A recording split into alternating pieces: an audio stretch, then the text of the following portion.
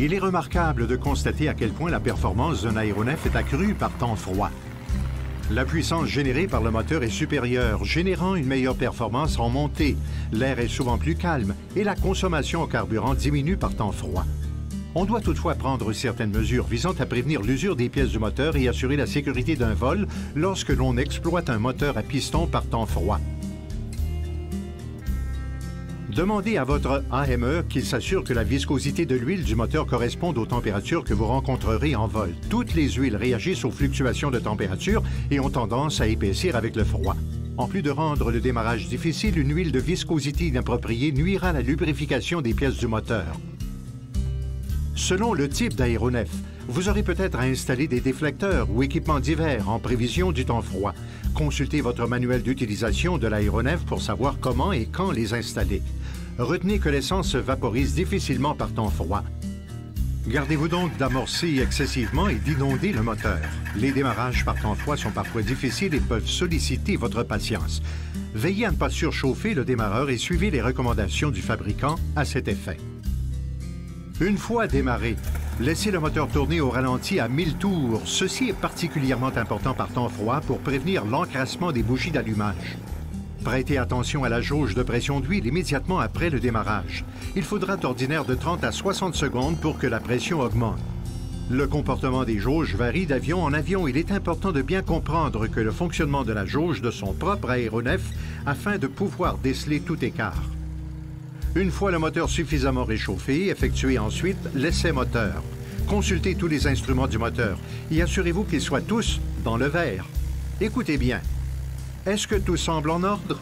Il arrive que l'on puisse déceler un nouveau bruit ou quelque chose qui sonne curieusement avant même que les instruments du moteur indiquent quoi que ce soit.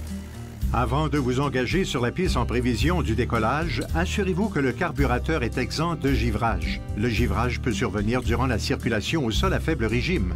Ouvrez la manette des gaz en douceur et avec précision. Évitez les fluctuations brusques et amples de puissance. D'ordinaire, on devrait mettre 3 secondes environ pour passer du ralenti à la pleine puissance. Cela protège le moteur et c'est suffisant pour une course au décalage normal. Une fois en vol, maintenez la température de l'huile dans la plage recommandée. Les pilotes savent qu'il est dangereux de surchauffer un moteur, mais il est tout aussi risqué de le faire fonctionner à basse température. Des températures d'exploitation insuffisamment élevées empêcheront l'humidité accumulée dans l'huile de s'évaporer. De l'huile contaminée peut éventuellement endommager le moteur. Les moteurs d'aviation sont conçus pour être exploités en régime appauvri. Prenez l'habitude d'appauvrir le mélange aussitôt que vous avez gagné l'altitude de croisière. Consultez votre POH pour connaître les procédures applicables à votre aéronef. Qu'importe votre altitude de croisière initiale, lorsque vous vous apprêtez à entamer une descente, prenez les mesures requises afin d'éviter un refroidissement rapide du moteur. La fêlure des cylindres provoquée par un refroidissement soudain indique souvent que la puissance a été réduite brusquement.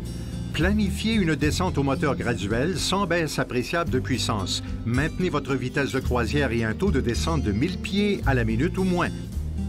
Si une descente prolongée à faible régime est inévitable, il est conseillé de décrasser le moteur conformément aux directives du manuel d'utilisation.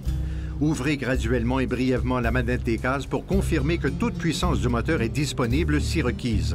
Mettez en marche le chauffage du carburateur chaque fois que le régime est établi à moins de 75 % de sa puissance et, d'indication contraire du POH, tenez-vous-en au réglage air chaud ou air froid.